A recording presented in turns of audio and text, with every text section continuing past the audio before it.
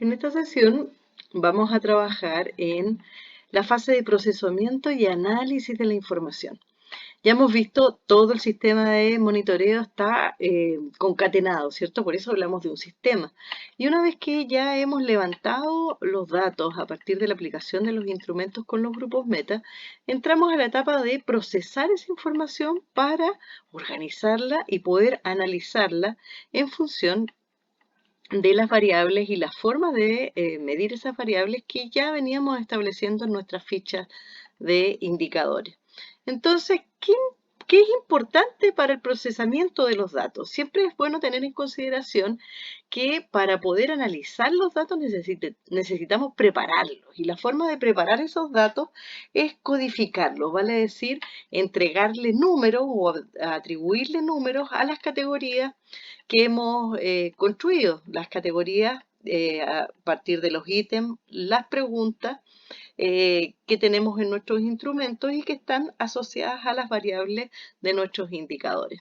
Y para esto es bien importante entonces elaborar matrices, ciertos instrumentos de procesamiento de datos que nos permitan entonces vaciar esa información de manera codificada. Codificar esas categorías, ¿cierto? En las preguntas y las formas de responder, nos va a ayudar entonces a contar con un libro de códigos, vale decir qué cosa significa qué número para la interpretación de los datos que hemos ingresado. Y traspasarlo y llenarlo y vaciarlo, digamos, a los instrumentos que estemos utilizando, una planilla Excel o quizás un instrumento eh, eh, más complejo o más dinámico como el Power BI o otras herramientas que van a permitir construir estas bases de datos y guardarlas, ¿cierto?, en archivos que nos van a permitir ir organizando esa información. Entonces, lo interesante de esto es que lo que nosotros hacemos es que atribuimos un valor o un código para contabilizar aquello que es más cualitativo. Entonces, cuando tenemos preguntas cerradas, por ejemplo, las respuestas las vamos a codificar en función de la atribución de un número. Por ejemplo, si tenemos una pregunta cerrada, estudia sí o no, atribuimos un 1 al sí y un 2 y un 0 al no, ¿cierto? E incluso podemos utilizar como código el NC como no contestó, eh, como un número 3, de tal manera de que cuando queramos analizar esos datos, estos números nos permitan decir que tantas personas sí estudian, tantas personas no estudian, tantas personas no contestaron, ¿sí? Entonces lo que hacemos con la codificación es relacionar ciertos resultados o respuestas, ¿cierto? Ciertos datos a determinadas respuestas.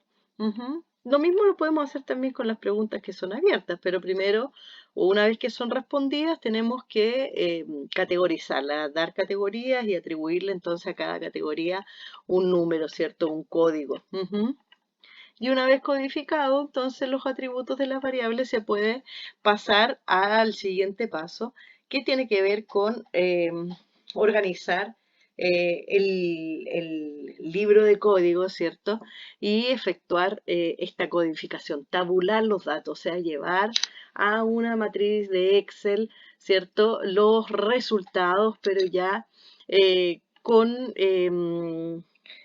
con datos que podamos agrupar, manejar y procesar y que al leerlos los vamos a interpretar en función de aquellos resúmenes o el libro de código, ¿cierto? Entonces, si vamos a ingresar para saber si estudian o no estudian o si no contestaron esa pregunta, 1, 2 y 3, en el libro de códigos para esa pregunta, vamos a tener entonces ya una forma de interpretar pero también de manejar mucho más, de manera más simple, los instrumentos de cálculo del Excel o de otras herramientas básicas.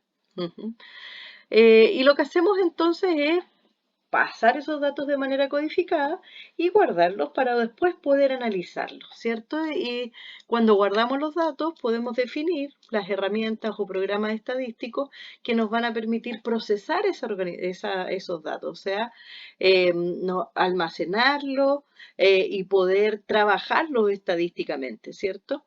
Y para esto es necesario escoger la herramienta, ¿cierto?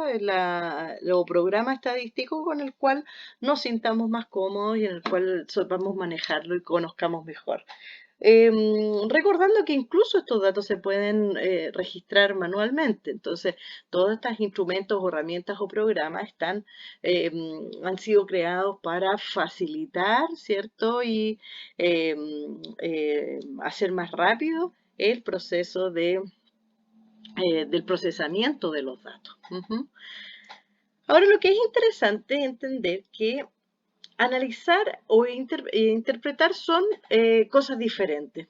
Analizar es un proceso mediante el cual nosotros vamos a categorizar, ordenar y describir el comportamiento de nuestros indicadores. O sea, básicamente cuando analizamos, ocupamos en función de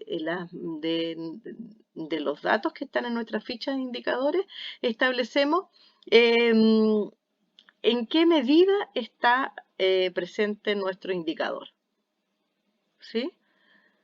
Entonces, con el análisis vamos a saber si tenemos un indicador compuesto, cuántos niños o niñas están en qué nivel, por ejemplo, de conocimiento de sus derechos, si es que ese era el indicador, ¿cierto?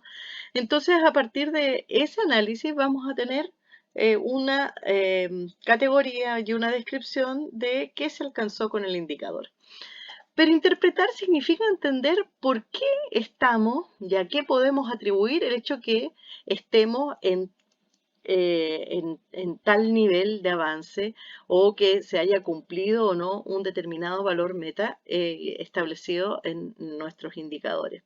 Entonces, esto es bien muy interesante porque ¿qué hacemos concretamente cuando analizamos los datos para un indicador? Lo que hacemos es analizarlo según la fórmula del cálculo del indicador que tenemos ya descrita en nuestra ficha de indicadores. Y lo comparamos con las medidas anteriores del indicador, a lo mejor la medida de línea de base o con la medida para el año 1, con la medida del año 2, de tal manera que a partir del análisis vamos comparando, ¿cierto? Cuánto estamos donde tendríamos que estar, cuánto hemos mejorado, mantenido o incluso retrocedido en función a la medición realizada anteriormente, ¿cierto? Y a partir de esto, entonces, tenemos elementos que nos van a ayudar a interpretar, ¿cierto?, los resultados de la medición. La interpretación es un proceso que que nos ayuda a entender qué dicen estos datos sobre el cambio que se quiere ver. ¿Por qué? ¿Qué nos dice que en tal comunidad se esté en tal nivel o que los niños estén en tal nivel y las niñas en tal otra? ¿Dónde se ven esos cambios más importantes o los menos importantes? ¿Dónde hay avances? Y a partir de esto, cuáles son los posibles ajustes? Entonces, el proceso de interpretación es un proceso que requiere que nos volvamos a poner con mucha claridad, ¿cierto?, los lentes del enfoque de derecho.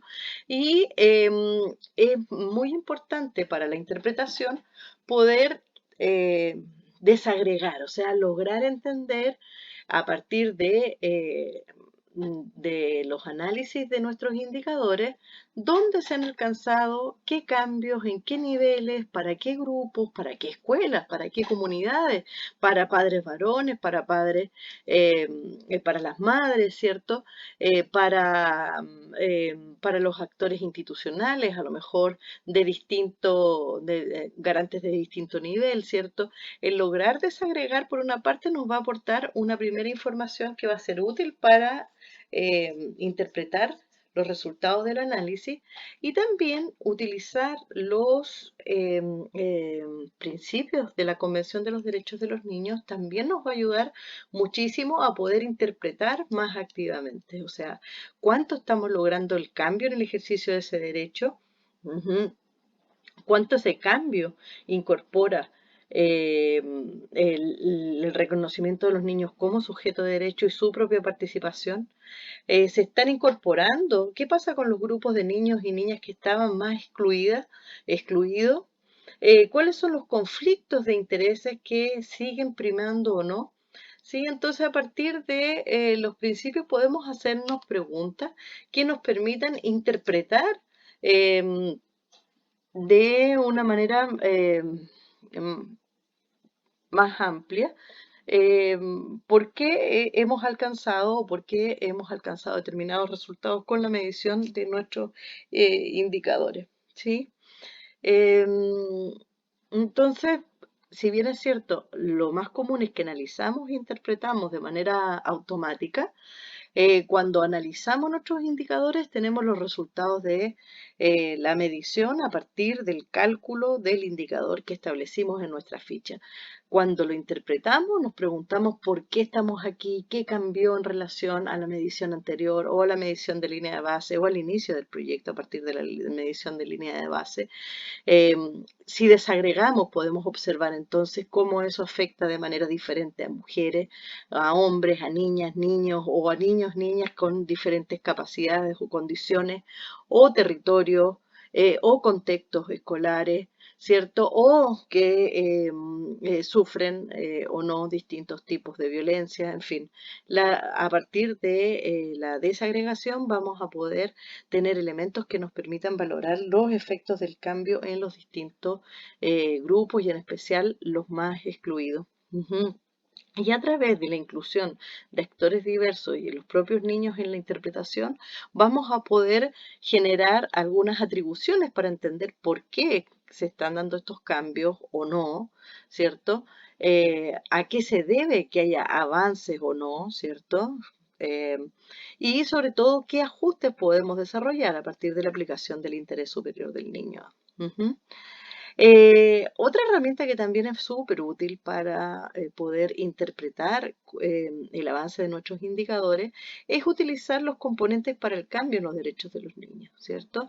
A partir de la medición del indicador vamos a tener una primera medida, ¿cierto? Un primer análisis de en qué nivel estamos de acuerdo a la lógica de cambio que está prevista en nuestra cadena de efectos y impactos, ¿cierto? Y a partir de eso vamos a poder establecer, ¿cierto? A partir de mirar nuestra cadena, ¿cierto? Cómo han ido avanzando los procesos de empoderamiento de los niños, de fortalecimiento de los padres o cuidadores o de los actores no estatales. Y asimismo, para los procesos que tienen que ver con la los garantes principales y los procesos institucionales que permiten la garantía de los derechos. Ujú.